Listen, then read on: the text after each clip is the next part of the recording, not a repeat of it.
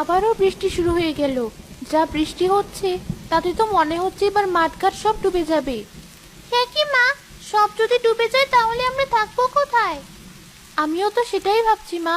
এমনিতেই আমরা যেখানে থাকি সেটা অনেক নিচু জায়গা। তাহলে কি আমরা ডুবে যাব মা? জানি না মা। আর দেখ, তোর বাবা আজ এখনো বাড়ি ফিরলো না। যাই, আমি বরং রান্না বান্না সেরে নি। বাড়ি এসে তো আবার খাবার চাইবে। মালা রান্নাঘরে চলে গেল। তখনই তার স্বামী কবির এলো।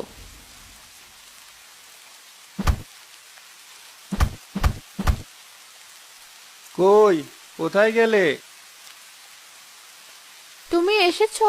আমি তো ভাবলাম বাড়ির কথা ভুলেই গেছো। কি যে বলো না। মা ঋতু, গামছাটা আন দেখি, একদম ভিজে গেছি। এই নাও বাবা। এ কি বাবা, অতগুলো কলা গাছ কেটে এনেছো কেন?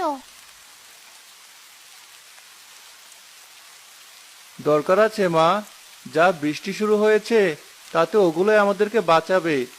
কলা গাছ আমাদেরকে বাঁচাবে? এ আবার কি কথা? হাসিস না মা, কখন যে আমাদের কি কাজে লাগে আমরা আগে থেকে কেউই তাও বুঝতে পারি না। হয়েছে, তোমাকে আর জ্ঞানের কথা বলতে হবে না।